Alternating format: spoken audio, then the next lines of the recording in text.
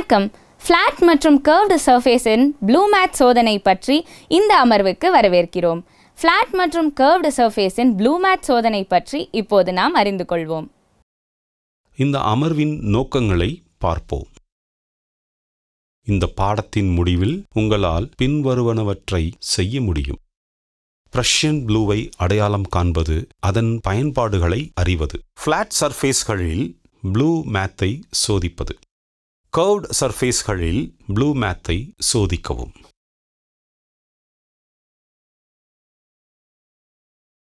Engineer ப்ளூவானது Prussian ப்ளூவை ஆளி விதை எண்ணெய் போன்ற எண்ணெய் பொருட்களுடன் கலந்து தயாரிக்கப்படுகிறது. உலோக பணிகளில் விரைவாக உலரும் சாயப்பொருள் மூலம் குறிக்கும் செயல்பாடு செய்யப்படுகிறது. மார்க்கிங் அவுட் ப்ளூ மற்றும் ஸ்கிராப்பிங் ப்ளூ ஆகிய இரண்டும் என்ஜினியர் ப்ளூ என குறிப்பிடப்படுகின்றன.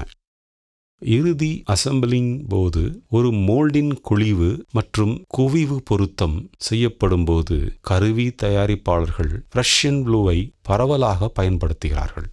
இரண்டு உறுப்புகளின் பொருத்தத்தில் உதவி செய்ய பயன்படுத்தப்படும் அதீத நிறமி கொண்ட பேஸ்ட் ஆனது ப்ளூ மேட்சிங் என அழைக்கப்படுகிறது. உற்பத்தி நடவடிக்கைகளை தொடங்க ப்ளூ மேட்சிங் செயல்முறை கட்டாயமாகும். ஃப்ளாட் சர்ஃபேஸில் ப்ளூ மேத்தை எவ்வாறு சோதிப்பது என்பதை இப்போது நாம் கற்றுக்கொள்வோம். முதலில் ஒர்க் பீஸும் ரெஃபரன்ஸ் பிளேட்டையும் சோதித்து சுத்தம் செய்யவும். அழுக்கை அகற்ற மென்மையான முள் இழைகள் கொண்ட பிரஷை பயன்படுத்தவும். பின்னர் ரெஃபரன்ஸ் பிளேட் மற்றும் ஒர்க் பீஸ் இரண்டையும் ஒரு துணியால் துடைக்கவும்.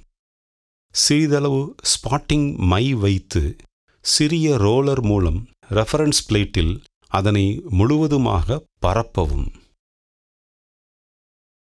ரெஃபரன்ஸ் பிளேட்டின் மை இடப்பட்ட பகுதியில் பனிப்பொருளை வைக்கவும். தேய்த்தல். பின்னர் பனிப்பொருளை மை இடப்பட்ட பகுதிக்குள் நகர்த்தவும். செயல்முறையின் கடைசி ஸ்டெப் மை இடப்பட்ட பகுதியிலிருந்து பனிப்பகுதியை அகற்றுவதாகும்.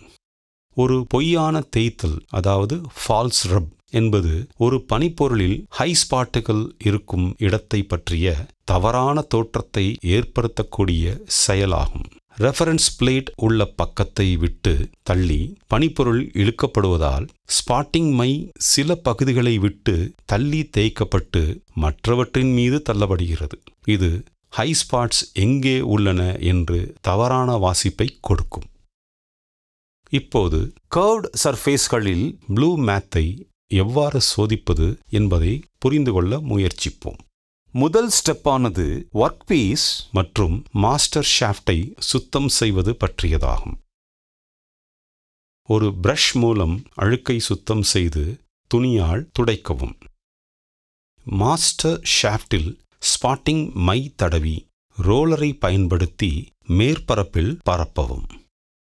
மை இடப்பட்ட மாஸ்டர் ஷாஃப்டை பியரிங்கில் கவனமாக வைக்கவும்.